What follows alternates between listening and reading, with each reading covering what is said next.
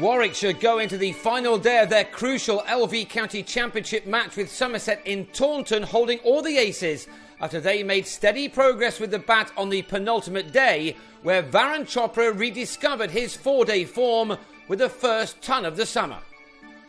The visitors had just started their second innings on the previous evening and went out with a lead of 82.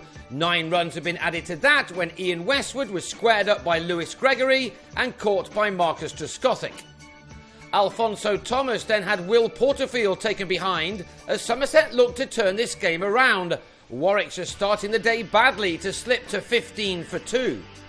That put them 96 runs to the good, and the lead was into 3 figures by the time that Chopra pulled Thomas for a 6. The opener had scored only 2 runs from his first 42 deliveries.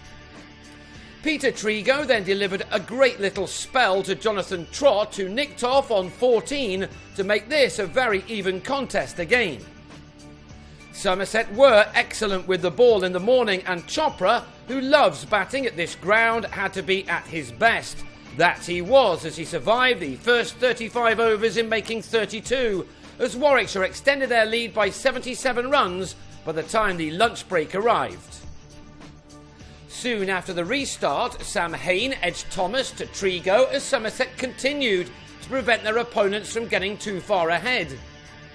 That was until Tim Ambrose joined forces with Chopra to produce an 87-run partnership, which at last had the Bears just where they wanted to be. Time and time again in this contest, they've been dragged back when trying to cut loose, like a pulling puppy on a long leash. Ambrose was the man to supply the innings that finally set the pooch free. Squat at the crease, he punched and pulled anything short, but was also good on the drive as well as he began to dominate.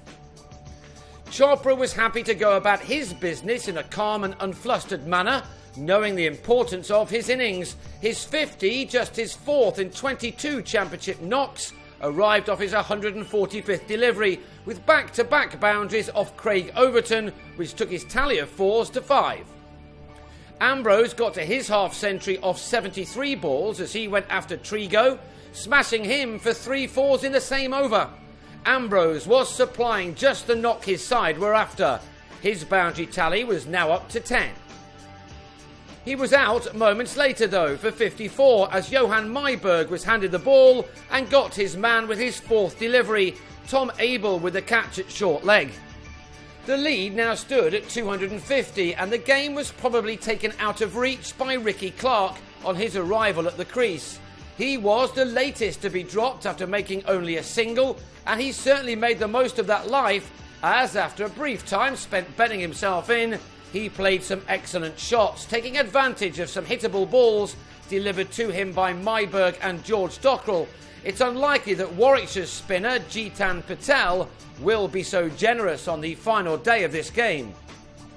Clark took full toll of a Dockrell long hop to strike a 6, which took the all-rounder to his half-century off 68 balls, that maximum being added to his 7 4s as the lead now moved into the 300s. Chopra wanted to have a few overs at the Somerset batsmen before stumps were drawn, and so he too now went on the attack as the runs began to come at a very good lick as the shadows lengthened. The boundaries were coming all too frequently as far as the home side were concerned. Chopra's average at the start of this innings was just 20 in the championship, so it must have been with some relief that he got to his first 100 of the campaign with this pull. It was his 3rd ton at this ground and had come off 247 balls in 5.5 hours, with 10 4s and 1 6 included. Clark and Chopra now moved into one-day mode to get as many runs as they could before the declaration.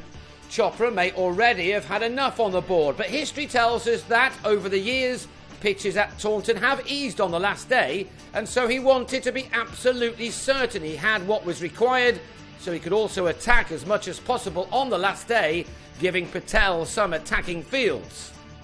2 more wickets fell before Chopra took them in. Clark was well caught by a sprawling James Hildreth coming in from long on after making 83 in a partnership of 148. And then Richard Jones was also held off Gregory, Chopra heading for the dressing room before the catch had been taken by Nick Compton. Somerset had 4 overs to survive, and with no use of a night watchman, that's what they did after Warwickshire had declared on 322 for 7, with Chopra making an unbeaten 117 in 6 hours. The home side was set 404 to win from 100 overs, and they go into the last day needing 403 more off a minimum of 96.